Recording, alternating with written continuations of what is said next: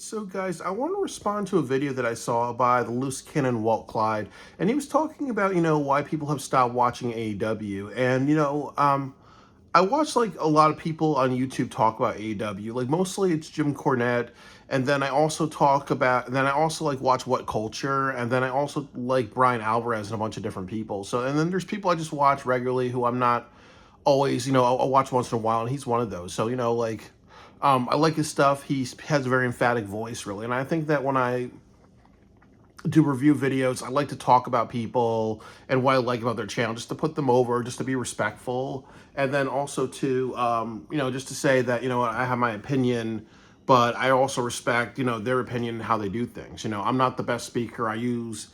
Um, I've been using like a mix of like taking all my dialogue, using voice to text, and then using AI with it because I'm not the best, public speaker. I've done over 1,000 videos, so if it's not getting better, AI is the thing really, So like there's things that, he does better than me, and there's things that, people will watch him and not and criticize me for, but like praise him for. He has a good voice and he has good articulation. With that said, he did say that one of the big issues with AEW is their booking of big men, and definitely there's a lot of things to be said about that. I think that there's a multitude of issues, and I think he knows that as well, really. But sometimes, yes, I do think that there's a couple things to be said about big men. I think that when people watch wrestling, they think of those larger than life big men, and that's been a pattern. You look at Andre the Giant. You look at Paul. You look at Paul White in WCW. Then you also look at Psycho Sid. Lex Luger, the Ultimate Warrior. In the early 2000s. You could even argue. Dave Batista is a great example of that.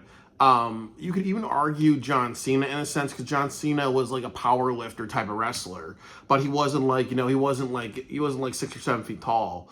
And there's also or even if you look at Samoa Joe in TNA wrestling, like he's not tall, but he's a big compact motherfucker, really. Or even like you look at something like the Undertaker. He's like 6 feet tall. There's Kane who's 6 feet tall, and they're big bad motherfuckers, really. But the point of it is, yes, there is an appeal to really big wrestlers, and then you kind of look at what happened with Wardlow. He's an excellent example of possibly the most charismatic big wrestler that they've ever had, really, or wrestler, organically big wrestler, and they did nothing with him. And then also, you got to ask yourself, like, why isn't? I think that there's some things. I think that, part of it is that if in order to be successful in AEW, you have to be a loudmouth. Like, for example, MJF, CM Punk, Adam Page, Swerve Strickland, Bryan Danielson, and the Acclaimed and a couple other ones are very successful because they have big mouths, really. It's great performances and a big mouth backstage. I think with Wardlow, he could have been that person that too, where he had great performances, he was getting over, but he wasn't like really like a loudmouth backstage to say, I need to be booked this way, or I need to be booked that way, or I'm not doing like a little bit like a little bit of as the Undertaker said, like to be successful, you have to know when to be an asshole, really. So I think that that's one of the big reasons, is that maybe he didn't like advocate for himself, but also too there was probably and I've said this, you need like 3 editors in AEW. You need a story editor who will look at all the storylines and watch the show and be like, okay, we need to tweak this to make this make sense going forward. You need a match editor to make sure that the matches made sense. For example, like Jim Cornette was talking about Moxley versus Bryan Danielson and saying that, okay, it should have stopped at a pile driver. It shouldn't have stopped with a submission hold and it going a little bit longer than it should. That's what a match editor would do. We'll look at all the matches, say like, okay, you guys want to do like these 30 things within a match. You want to do A to Z. You want to do 24 things in A to Z through a match, and we need to kind of say, okay, like step at X, Y, and Z is wrong. We will fix this to make it better, really. And then the last person you need to have is a booking editor. You need to kind of have somebody who's like, okay, who's popular right now. What does Tony want from this person? What does he want Wardlow to be a champion within the next 365 days? Does he want Will Ospreay, how we're going to get there, and how we're going to do it to make sense. Really, are we better off doing something like they did, where they just said, okay, we want Darby Allin to be the champion, but no, we're going to give it to Moxley because. For a couple of reasons. They gave the belt to Moxley because, they want to have a heel faction. They want Wrestle Dream to have more appeal because it was a sad ending. And then also, too, since they're getting a new contract and everything like that, it makes sense to put on some guy who was a WWE, who's more known to the WWE audience because more people know who John Moxley is than Darby Allin. So, that's kind of like what the editor will also do to really would just say, okay, we're going to also edit the direction, really. Darby Allin should not be champion now. Maybe it should be Wardlow. Maybe it should be Bobby Lashley or something like that. You need those people to kind of make sure the show is better and they have like more of a long-term vision, or if Tony has a long-term vision and there's some things that work, it goes in that direction and it goes into that direction logically. But if it's not going in that direction, but if there's some things that are not working, like making Darby Allin the champion right now, then that booking editor will say, okay, this cannot happen because it's not going to work out. It's not going to be as profitable, really. So you need those people, really. But definitely, yes. I think that they need to experiment more with big wrestlers. Like, I think that one big thing I've said about AEW is that they have 2 heavyweight championships. They have the AEW championship and they have the ROH championship. I do think that for right now, they really don't have one wrestler on the roster that's ready to be mega over as a big man. I think that there's only one wrestler that can be over right now is Luchasaurus. I think that when Luchasaurus comes back, he needs to break away from Christian. He needs to kick ass. He needs to take names. He needs to fight the Moxley faction. Like, he needs to be like that crazy dinosaur motherfucker, really, And, then he also, like, bitch slaps Jack Perry, gives him the leopard skin tighty whities, and, like, it says, okay, you're Jungle Boy, or you're going to be my bitch. And then, Jungle Boy Jack Perry understands, what's going to happen if he fucks with him. He doesn't do what he's told, really. He's going to turn back to Jungle Boy, and that's what'll fix things. I think that Luchasaurus can be that guy who will save AEW if he actually comes back and they do something with the fact that he almost died of pneumonia and he had like a second coming, and all that stuff. You can kind of do some jokes about him, like, almost dying, and then, like, in a vision, he saw the dinosaurs, and he was like, what, he learned from, like, Mama T-Rex, really, just, where he's going with his life, and it shouldn't be with the asshole Christian Cage. You can do something cute and funny with it, and then have him go run amok, really. I think that's how you'd reset things, and then you can kind of say to yourself, are people right? Is the issue a big man? Because Luchasaurus is a big man, and then also you look at Luchasaurus' style, he needs to work a little bit more on his offense, yeah, but he's a good wrestler because he's a mix of that powerhouse type of wrestler. He kind of reminds me of like Kane a little bit, but also there's a side of him that can do flips and other things like that, really. So if he can kind of have that hybrid of being a luchador and then also that hybrid of being a bigger wrestler, but he also needs to be booked very well, really. If he's doing like, a moonsault onto hologram, that should be one hit, you're done, really. That should not be he has a match with hologram and him like go 30-40 minutes. No, that shouldn't work, really. If he's having a match with Will Ospreay and does a moonsault on him, okay, Will Ospreay's been a heavyweight champion in NJPW and then also in British pro wrestling, really. So it makes sense for that to go longer, so that's one side of it. I think that, they use Luchasaurus, that could really salvage the company. But yeah, I think that, it's just like editing there's a lot of logical, there's a lot of editing their ideas. And I think that sometimes in AEW, it's kind of like, let's throw things together and let's not have a long-term plan. But, but some people will rise to the top because some people are naturally, self-advocates and all that. But I would also kind of like say with all that, really, is that there's another, that the big man issue, I do agree with it. I think that they've not given big men that much of a chance in AEW.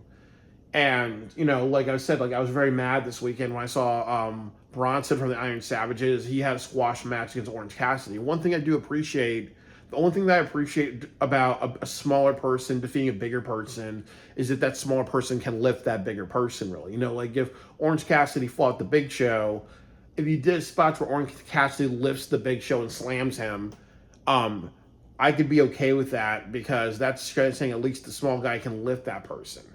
That would be because in a fight, there are smaller people that are so strong that they can lift 400 or 500 pounds. You have to establish that, but otherwise it looks ridiculous. And then the other thing too is that as I've said, you look at AEW nowadays, there's really no megastar. It was Swerve Strickland.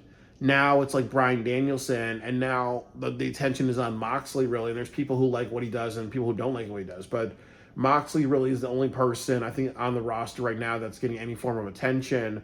The second place would be MJF, and third place would be Adam Page, really. So I would say that you have to really give big men a chance, really. And I have to make a mistake. There's two people that can actually save the company right now if you want to go in the direction of big men. No, actually, I'll say three people. The first one is Bobby Lashley, because people know that he's coming and he has experience as a veteran. And if they book him strongly, you try it with Bobby Lashley. The second person is Big Cass, because Big Cass can turn babyface on Chris Jericho, and that could be something. And he has a really great voice, really. So you have Big Cass that could potentially be that other big guy. And then the third person would be Luchasaurus, turning babyface on Christian Cage, really. So I think as AEW goes along in time, I think they need to experiment with bigger wrestlers and see where that goes, really. You can also do something that Powerhouse Hobbs is getting better. So what would happen if he turns heel? He turns babyface and he helps Will Ospreay with the Don Callis family. That could be something, really. He could have. So I think that part of what they should do going into next year is that they should just say, okay, we've tried the smaller guys, we've tried the average size guys, we've tried like the Dave Meltzer guys, like Ospreay. Now we got to try the bigger men, really. So I think that needs to be a direction in 2026, and if that's profitable, that's profitable. But as I said, I do agree that you had something with Wardlow and you didn't do anything with it. You also had something with Luchasaurus and you didn't do anything with that. There's been a lot of these palled around with people.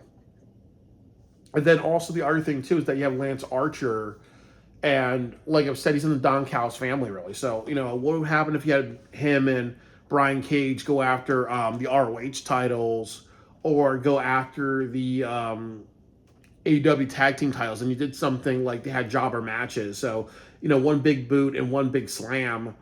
And that was it, really, until they actually faced opponents that were reasonable. Like you booked something like the Outrunners, being like 20 people. They have some like stamina to face Brian Cage and Lance Archer. They lose maybe one or two times, and then you have them win, and then you have a private party. Really, you do the exact same thing. Like that would be an interesting story.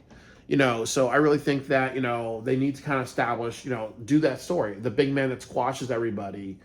And then you have the Goliath, that one. And then you have the David, which is a tag team that should just have a chance against that type of person, really. And then they kind of lose. So there's a hero's journey of them eventually getting it. Try that out with AEW, and if that works, really. And if not, really. And I think that the other big issue is that, like I've said, there's two big problems. You don't know if there's someone with inferiority complexes. Like if you have the Young Bucks saying, okay, we want the big men to lose because we feel like small people, really. That could be another big issue, is that there's a lot of people in AEW who are big, who are smaller people who want to feel big, so they're going to make the big people lose a lot. The other part of it is also you may have a lot of big men who don't know how to stand up for themselves, because like Brody King, like he's a very nice guy, so I'm not sure Brody King's like softly spoken, because there are a lot of gentle giants. So, you don't know if Brody King's that person that, again, he has a really great look. What if he'd be an AEW champion in Halloween because of all like the tattoos on him? What would happen if you made him a single star and he was going through a bunch of people? What would happen if he did beat Darby Allin instead of Darby Allin beating him? Because we've always gone in that direction of Darby Allin beating Brody King. What would happen if you changed that and surprised the audience and say, okay, Brody King's going to go after the Continental Championships. You're going to have Brody King versus Okada. big man versus like the experienced Dave Meltzer type of wrestler, really. What would happen if you tried that? So there's experimentation that they need to try out. Then there's also the other thing that they need to try out as well, which is no matter what, push a big man. Even if there's a bunch of backstage drama or there's a bunch of people saying, "Oh well, I want to beat this guy or that guy," but Tony has to say, "No, we're not going to do that. We're going to try one big man." Going through everybody and seeing what happens, really, and seeing how that goes, So, you can do that with the ROH championship. You can do that with the AEW championship. You can do that with, even the international championship or another championship where it just leads to a big man taking it over, even the continental championship. And then you can kind of see if that's actually drawing or going somewhere. So, yes, definitely how they book big men is bad in AEW. There's a lot of logic holes. And it's something that they've never really done or taken really seriously. So they have to take it seriously and just see if it's going to work or not.